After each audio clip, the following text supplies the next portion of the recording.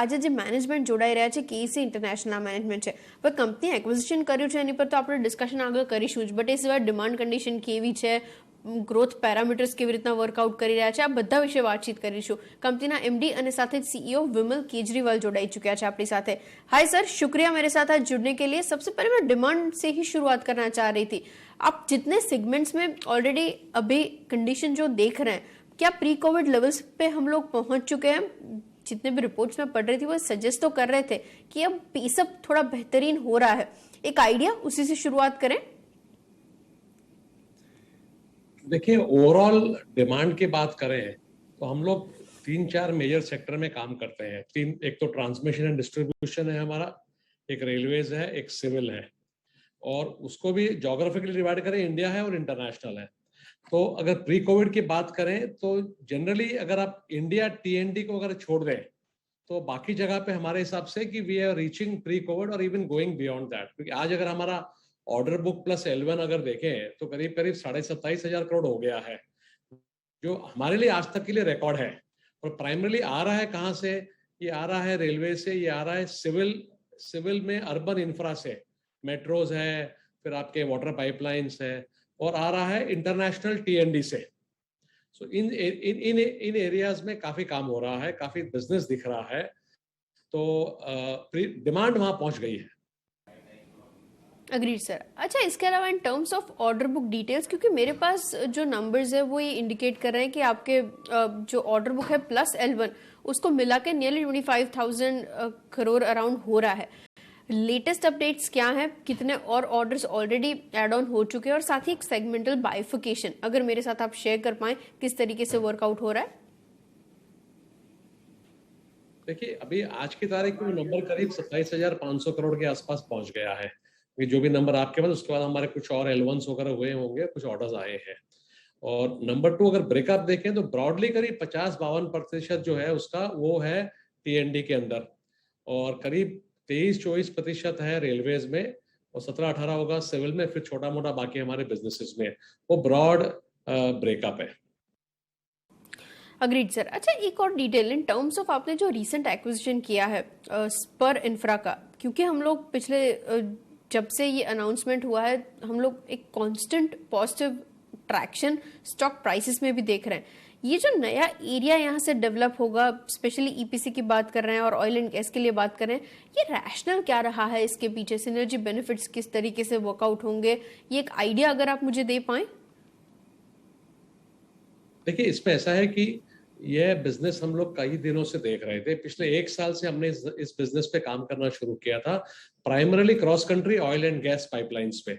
City gas पे हमारे की बहुत ज्यादा जोर नहीं है, बट मेजर बिजनेस हमारा फोकस जो था ऑयल एंड गैस पाइपलाइन पे था. हमने करीब कुछ कैपेबिलिटी बिल्ड की थी. पिछले 1 साल में हमने कुछ टेंडर्स वगैरह भी बिल्ड किए थे, लेकिन क्या है कि जीत नहीं पाए. और दूसरा क्या है कि ये थोड़ा स्ट्रेटेजिक बिजनेस है, सेफ्टी वगैरह का भी इंपॉर्टेंस है, तो इसमें क्या है pre qualification, entry level barriers काफी ज्यादा है. तो हमने रियलाइज किया कि इसमें ऑल्दो हमारी क्रॉस कंट्री प्रोजेक्ट्स करने में, लीनियर प्रोजेक्ट्स करने में हमारी एक्सपर्टीज है, लेकिन ऑर्डर्स जीतने के लिए हमारे को इसमें किसी के साथ में टाई अप करना पड़ेगा या एक्वायर करना पड़ेगा. इसीलिए हमने फिर इसको स्पर इंफ्रा को एक्वायर किया, जो करीब 5-6 साल पुरानी कंपनी है. 4 प्रोफेशनल प्रमोटर्स ने प्रमोट की हुई है, और करीब 100 करोड़ के, मतलब 100 करोड़ से ऊपर के रेवेन्यू हर साल में करे पिछले 3 साल से, और 600 करोड़ के आसपास, 600 करोड़ के से ज्यादा उनकी ऑर्डर बुक ऑलरेडी है. Agreed sir. ये हम लोग एक्चुअली एनुअल रेवेन्यूज की बात कर रहे थे और ऑर्डर बुक की डिटेल्स आपने बताई. अब इन टर्म्स ऑफ पोटेंशियल जनरेशन आप कितना देख रहे हैं पूरे सेगमेंट के लिए? रादर एक आइडिया अगर आप मुझे दे पाए एड ऑन होके. देखिए, इस कंपनी में क्या था, जैसे मैंने कहा कि बिकॉज प्रोफेशनल प्रमोटर्स थे, कैश फ्लो और बैंकिंग लिमिट्स वगैरह का रिस्ट्रिक्शंस था उनके पास, इसलिए वो बहुत ज्यादा बड़ा नहीं कर पा रहे थे. उनको मतलब लेने का हमारा भी बेसिक पर्पस वही था कि हमारे बैलेंस शीट के बैकअप में हम उसको बड़ा कर सकते हैं. दूसरा ये है कि वो कंपनी अभी भी डेट फ्री है, डेट में 0 है. तो हमारी इच्छा ये है कि करीब 3-1 साल में, जैसे उनको ऑलरेडी 600 करोड़ के ऑर्डर है, और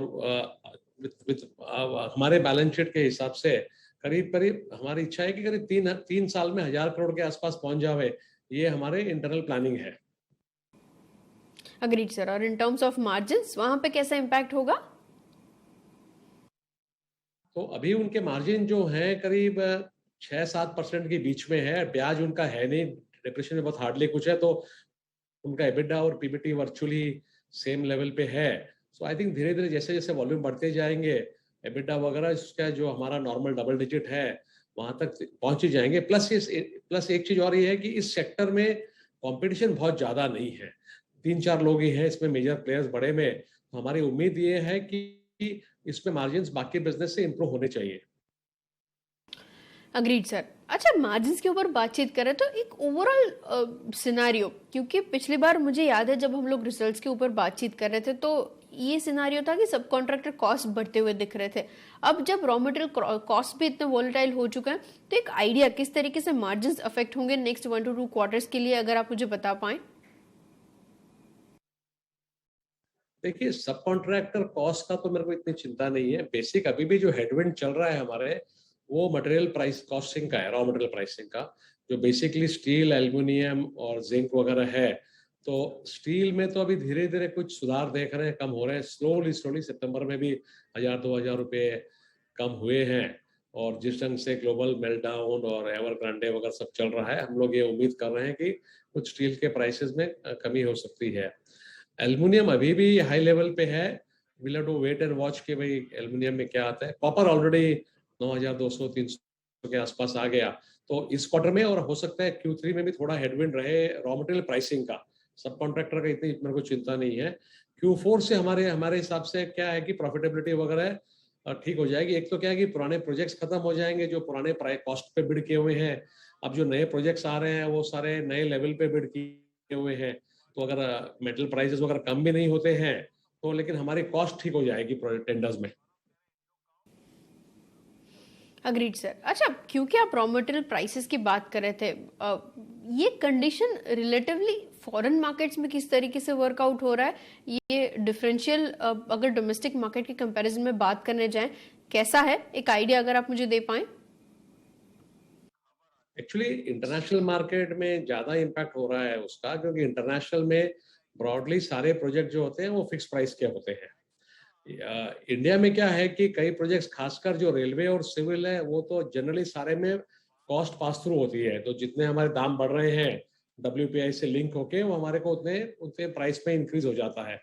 P&D में कुछ प्रोजेक्ट्स में होता है, कुछ प्रोजेक्ट्स में नहीं होता है, बट इंटरनेशनल में ब्रॉडली फिक्स प्राइस होता है। तो इसलिए वहां पे थोड़ा सा हेडविंड ज्यादा है। लेकिन दूसरा क्या है कि जब प्राइस कम हो गए तो वहां पे प्रॉफिट बढ़ जाएगा आपका। तो जनरली मेरा एक्सपीरियंस ये रहा है कि हमारे प्रोजेक्ट जो है 24 महीने, 18 महीने, 24 महीने के होते हैं, तो कहीं ना कहीं प्राइस वोलाटिलिटी मेकअप हो जाती है। आज बढ़ी हुई है तो अगले 6 महीने में कम हो जाती है। तो जब प्रोजेक्ट पूरा करते हैं तब तक रिकवरी हो जाती है। इस बार थोड़ा सा क्या है कि रॉ मटेरियल साइकिल का जो इंक्रीज है वो थोड़ा इलोंगेटेड हो गया, तो काफी लंबा चल गया। इतना लंबा नॉर्मल में चलता नहीं है। तो थोड़ा सा इम्पैक्ट इंटरनेशनल में हो रहा है, लेकिन मेरे हिसाब से तो अगले Q4 से नॉर्मलाइज हो जाएगा। अच्छा, अग्रीड सर। बाकी सेगमेंट्स के ऊपर बातचीत करें उससे पहले एक आइडिया मुझे आपकी तरफ से चाहिए था इन terms of government capex, specially T&D segment के अंदर।